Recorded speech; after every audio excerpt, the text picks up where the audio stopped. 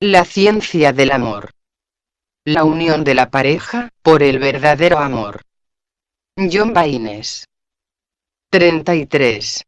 Los efectos del magnetismo telúrico. El magnetismo telúrico, como ya lo hemos visto, tiene una importancia fundamental en los procesos amorosos.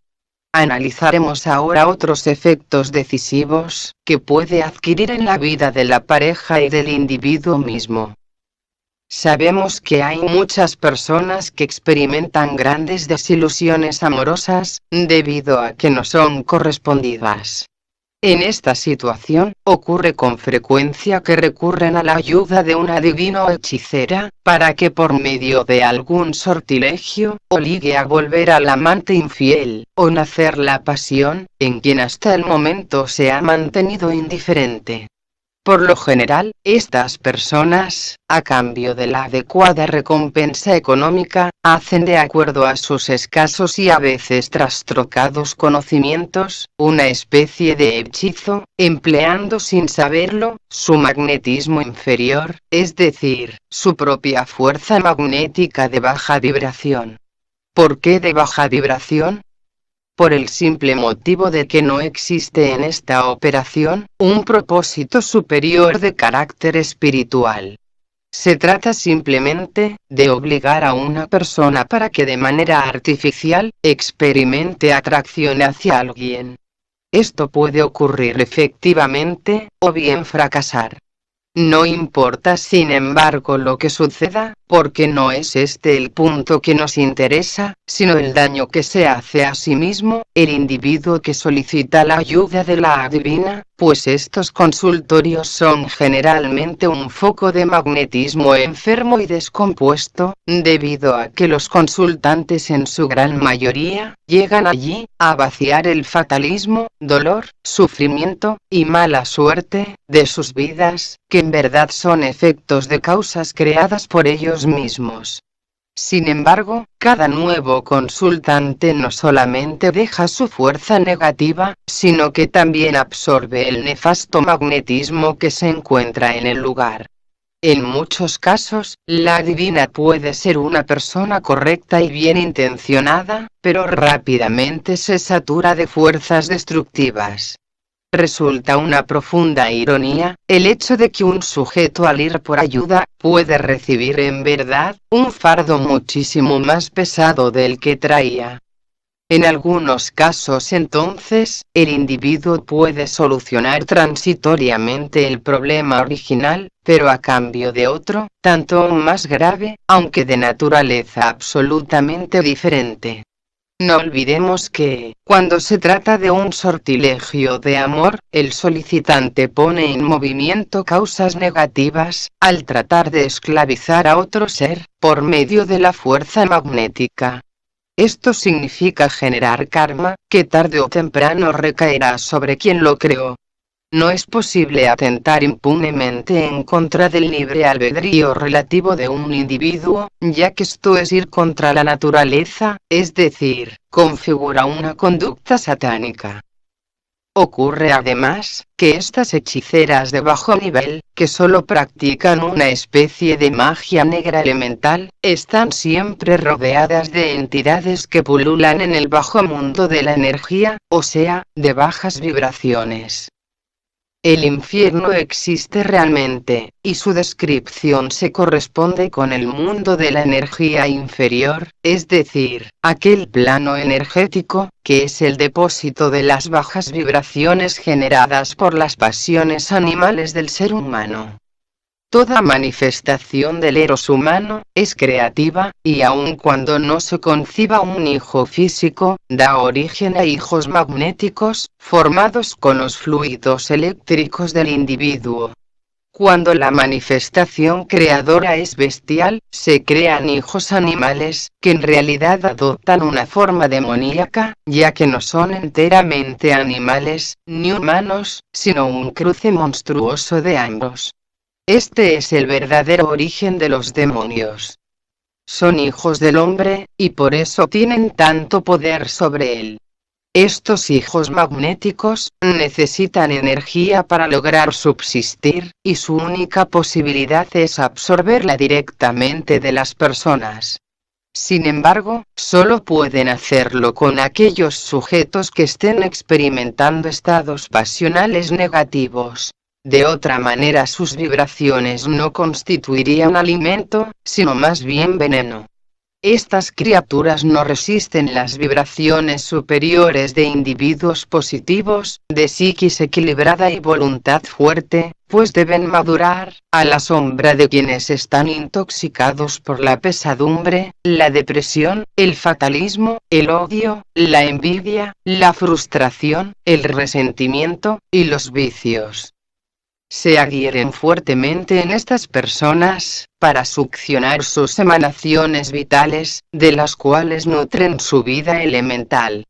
No cabe suponer que los demonios en el infierno atormenten a sus víctimas por pura perversidad, sino que lo hacen para alimentarse de las energías que desprenden por el sufrimiento y sus estados pasionales.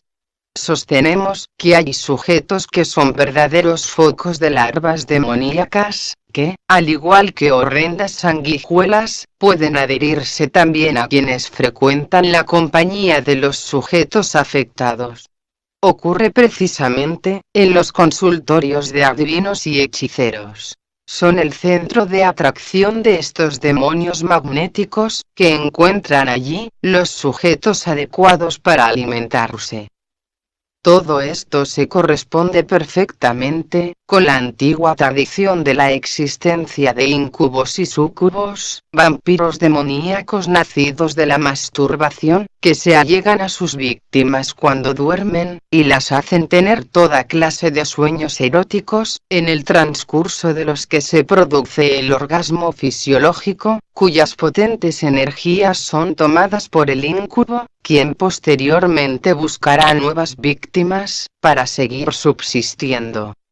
También provoca ansias incontenibles de masturbarse en algunos individuos, para enviciarlos y succionar sus energías magnéticas. La ciencia es escéptica en relación a estos fenómenos, pero al igual que ocurrió en un comienzo con la hipnosis, llegará el día en que sean comúnmente aceptados.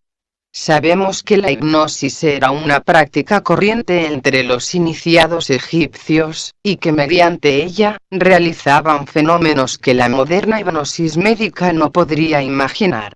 Sin embargo, antes que la hipnosis fuera apadrinada por los colegios facultativos, solo era motejada como una práctica supersticiosa.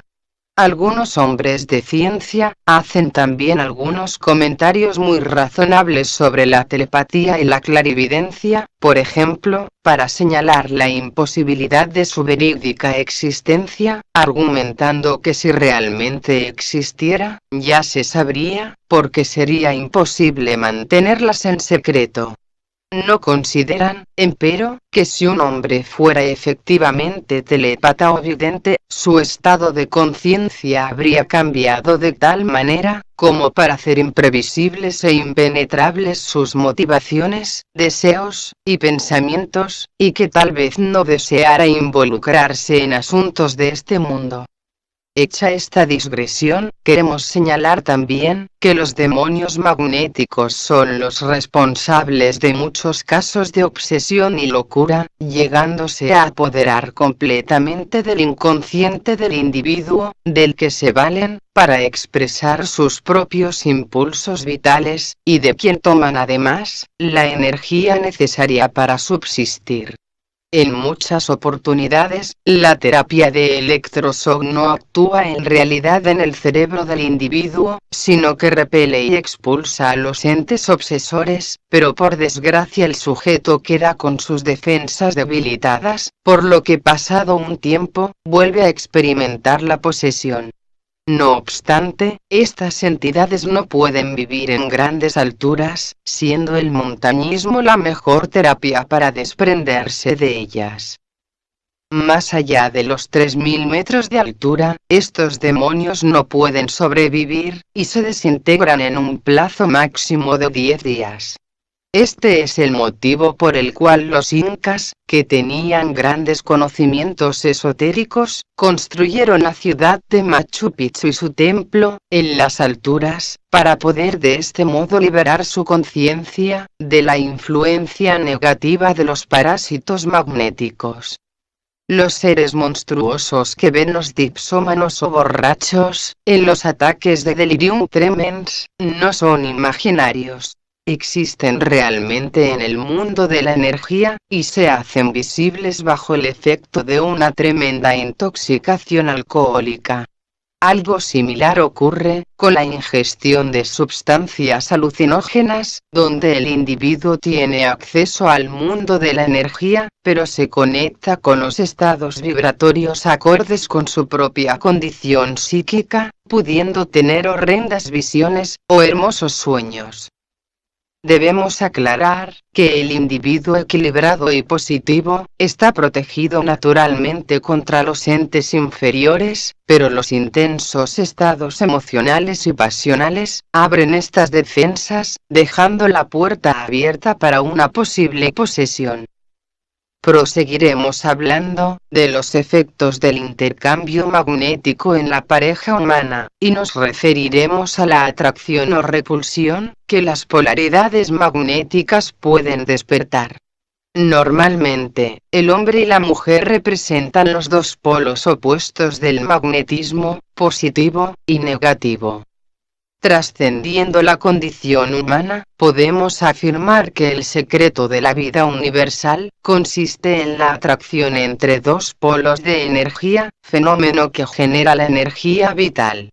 Sin embargo, para que esta fuerza sea realmente potente, es menester que cada uno de los polos mantenga firmemente su propia condición, esto es, que el positivo se mantenga plenamente activo, y el negativo, pasivo. En términos generales, es la base de la atracción entre hombre y mujer, pudiendo cesar, si cambia la situación de los polos.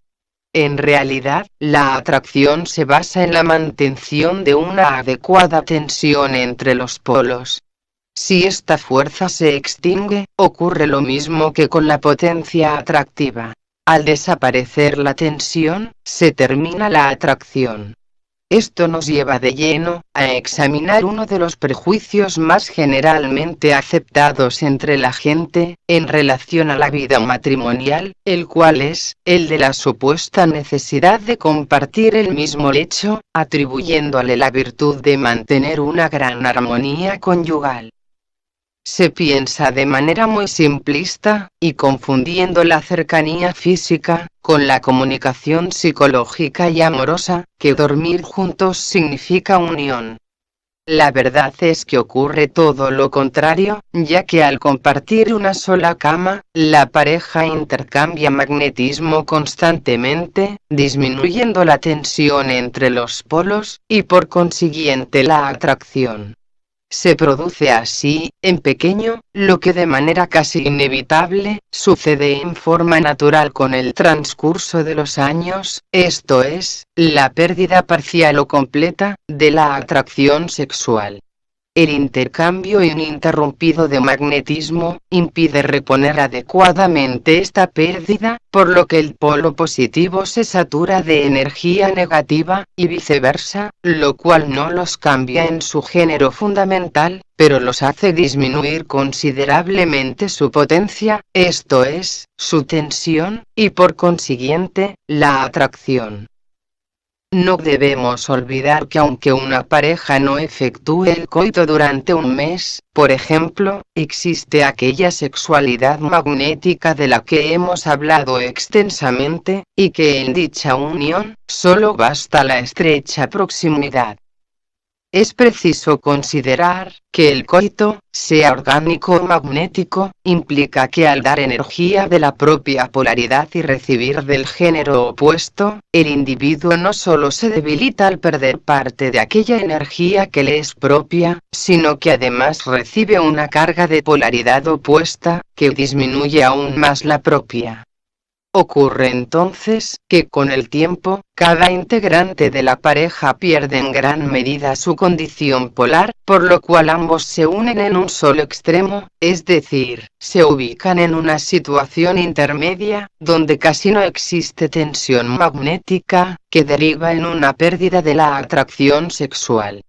Lo que ocurre como consecuencia posterior, depende lógicamente del lugar que ocupe el sexo en la escala de valores de la pareja, ya que si su relación ha sido eminentemente genital, se destruye su unión. A la inversa, si se han relacionado a niveles superiores, el problema que hemos señalado, puede no influirles mayormente. Sin embargo, para entender debidamente esta problemática, es preciso conocer la verdadera relación entre sexualidad y amor, tema que profundizaremos en páginas posteriores. Por el momento, seguiremos refiriéndonos al asunto de la cama matrimonial, insistiendo en que esta puede ser la muerte de la atracción amorosa de muchas parejas. Debemos, no obstante, explicar más a fondo la diferencia que existe entre la atracción magnética y lo que podemos llamar simbiosis magnética. La atracción, que es lo natural, consiste, como ya lo hemos manifestado, en la atracción entre dos polos opuestos, mantenida por el adecuado grado de su tensión o separación. Ahora bien, existen parejas en las cuales esta atracción polar ha desaparecido completamente, pero que continúan manteniendo relaciones sexuales tan frecuentemente como al comienzo, lo cual parecería contradecir lo que hemos venido diciendo. Sin embargo, esto es solo aparente, ya que en verdad el tipo de relación sexual automáticamente metodizada, obedece más a un proceso de programación genital de la pareja, que a una auténtica atracción.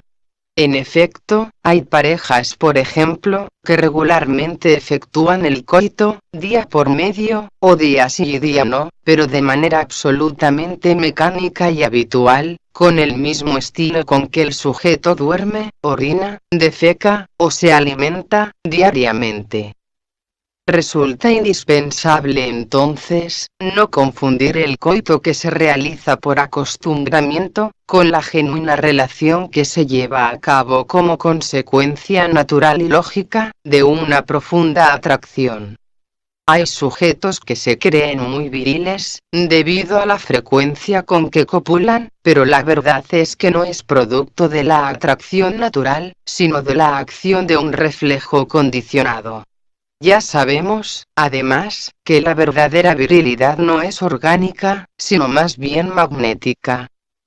Cuando una pareja se acostumbra al coito mecánico, llega el momento en que esta relación no es una unión de dos seres de distinto género, sino más bien, una especie de masturbación realizada por un ser simbiótico en el cual se han fundido ambas partes. La individualidad no se pierde en la relación amorosa solamente por motivos psicológicos, sino también se malogra por causas sexuales, tales como las que ya hemos señalado. Volvemos a repetir, que es preciso no confundir la atracción sexual natural entre dos polos opuestos, con la masturbación practicada por un ser de género indefinido, formado por la fusión de los opuestos, en un punto medio. Debemos comprender, que al perder la individualidad polar, los dos amantes se convierten en un solo ente, de género indefinido en cuanto a polaridad se refiere, por lo que el coito carece de aquellas características que lo definen como tal, es decir, la cópula de un principio vibratorio macho, con una fuerza hembra. Con el fin de mantener la atracción amorosa, resulta indispensable que cada una de las partes desarrolle y mantenga su propia individualidad, y que puedan economizar su magnetismo, para mantener bien cargada la batería personal. Precisamente, una de las cosas que ayuda a recuperarse y mantener la apropiada tensión magnética, es el efectuar regularmente algunos periodos de aislamiento, para estar a solas consigo mismo. De esta manera, se repone y fortalece el magnetismo polar, y la atracción en la pareja se mantendrá siempre. Esto es muchísimo más lógico que pretender mantener a sus integrantes en una unión forzada para evitar su separación, violando uno de los requisitos fundamentales del amor, esto es, que nada se puede exigir, solamente es posible dar. Si el amor no es enteramente voluntario, no es amor, y esto resulta muy evidente. De otra manera, caemos en lo que ya hemos analizado exhaustivamente con anterioridad, es decir, la nefasta práctica de pretender unir a la pareja, no por el amor, sino por presiones, fuerzas, y reglamentos externos, cuando en verdad, el amor es un proceso interno, que no debe ser manipulado desde el exterior, pues se destruye en su esencia vital si así ocurre. Resulta obvio, además, que las sensaciones humanas se gastan, si es que se repiten monótonamente, sin los necesarios intervalos de descanso. Llega un momento, en que hasta el dolor desaparece si es que se ha sentido ininterrumpidamente por un lapso demasiado largo. El dormir juntos en la misma cama, no solamente es poco práctico, por las diferencias en las costumbres oníricas, sino que también extingue la atracción, por acostumbramiento y destrucción de la polaridad magnética individual.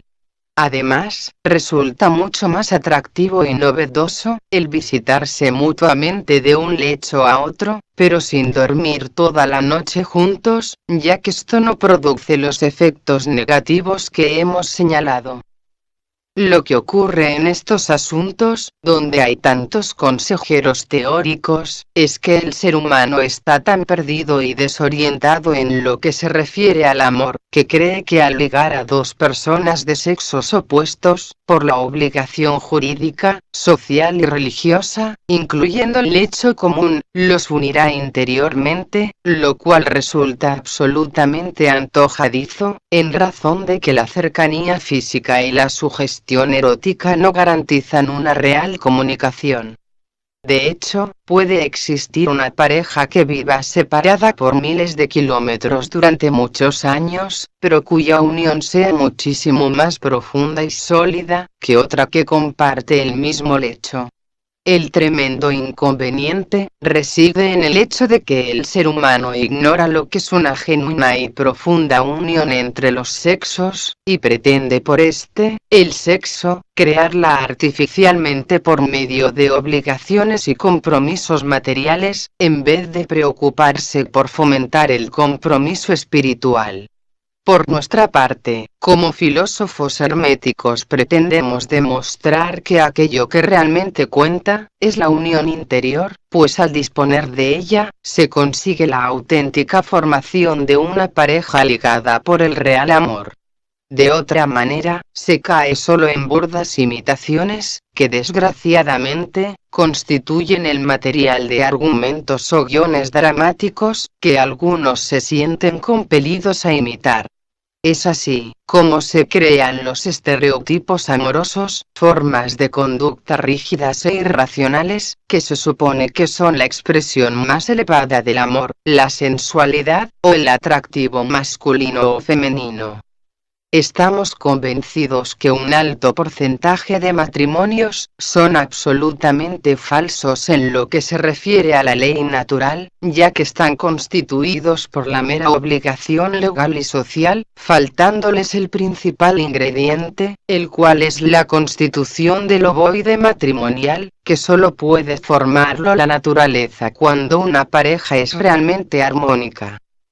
Del mismo modo como no se pueden traer hijos a la vida por una ley del Estado, que prescinda de la naturaleza, no es posible que un matrimonio sea auténtico, por el solo hecho de haber recibido el beneplácito jurídico, social, y religioso, normas que son creaciones del hombre, y no de la naturaleza.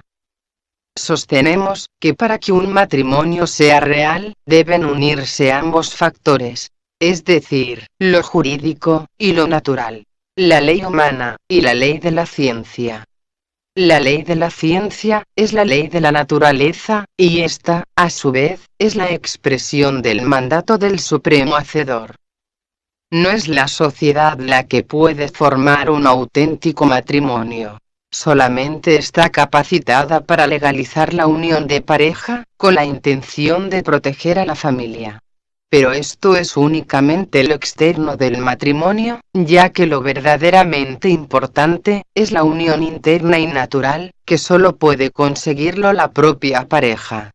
Por las razones antedichas, en nuestra calidad de hermetistas, distinguimos dos tipos de uniones matrimoniales. 1.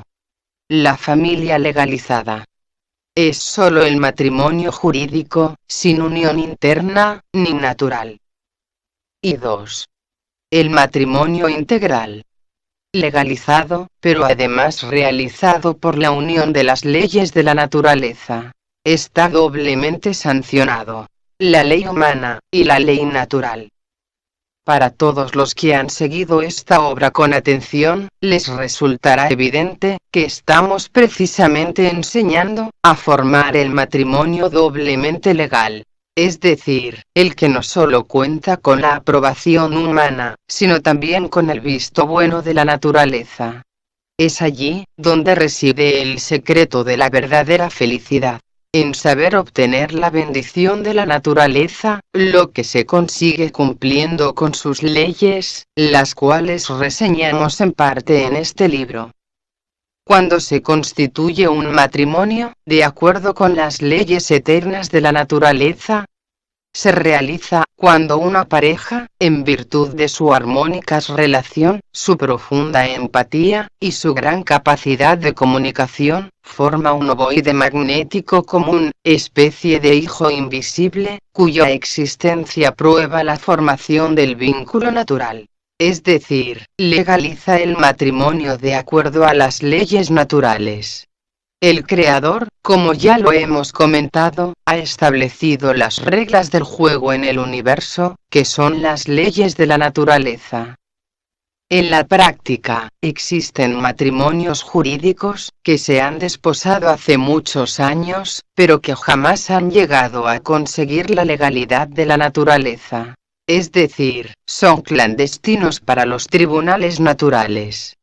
El motivo de no haber obtenido este reconocimiento reside en la inexistencia del ovoide magnético matrimonial, que constituye la prueba fehaciente de la consumación matrimonial efectiva. Resulta indudable que no existen sistemas físicos conocidos de observación y comprobación de este fenómeno, pero esto no cambia el hecho en sí mismo. Cuando una pareja es reconocida por los tribunales de la naturaleza, es claramente perceptible, ya que se hace evidente por sí mismo, a través del nivel de comunicación, amor, unión, poder, y felicidad, que ésta obtiene. Cuando carece de este visto bueno, es también muy ostensible, por la desarmonía, desamor, hipocresía, infelicidad, mentira, y falta de poder. La diferencia se hace tan clara, como si una hubiera sido bendecida por Dios, y la otra no. Además, resulta posible también, el comprobar la veracidad de lo que decimos, porque el ovoide magnético matrimonial, es capaz de resistir cualquier crisis o problema. Por duro o dramático que éste parezca, los dos conservarán su propio equilibrio e integridad. Resulta también en extremo importante, saber que el hecho de que un matrimonio sea clandestino natural, inexistente para la naturaleza, no significa que no pueda cambiarse. Por el contrario, si ambos integrantes se esfuerzan debidamente, en la práctica de la ciencia del amor, pueden legitimar su unión, ante las leyes naturales.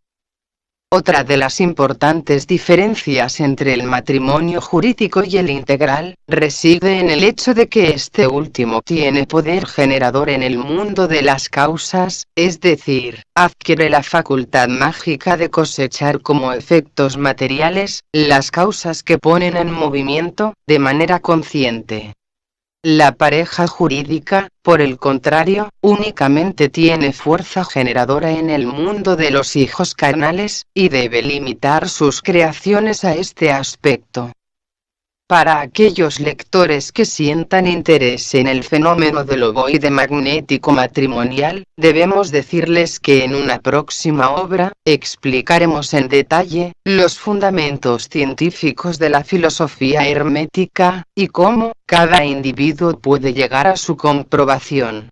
Por el momento, solamente insistiremos en señalar que la juridicidad matrimonial no garantiza de ningún modo el establecimiento de un vínculo espiritual y amoroso en la pareja. En el desposorio integral, por el contrario, se comienza por establecer este vínculo, y cuando se ha logrado hacerlo, se completa con la legalidad humana. Por estas razones, tal unión resulta muchísimo más profunda, racional, humana, y científica. Tampoco el tiempo de enlace avala de ninguna manera la posibilidad de que los cónyuges lleguen a obtener una unión más espiritual y profunda que al comienzo, ya que muchas veces el tedio de lo rutinario termina por destruir las pocas posibilidades que pudieron haber tenido, en orden a lograr una comunicación superior.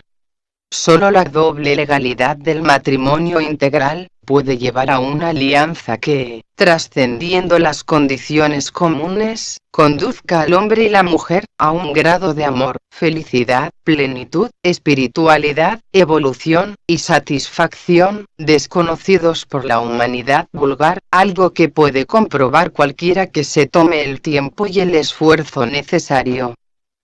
La bendición divina de los esponsales no puede ser una dádiva graciosa, un don del Señor, para optar a la cual apenas se necesite una determinada militancia religiosa. Sostenemos que esta consagración puede obtenerse únicamente por la práctica constante de un respeto hacia la ley natural, y por el mérito espiritual originado en el uso de las virtudes superiores, el dominio de sí mismo, la responsabilidad, la blancura moral, y la propia evolución espiritual. El ser grato a la divinidad natural, solo puede ser el resultado del propio esfuerzo, y no fruto de la adoración, o la penitencia.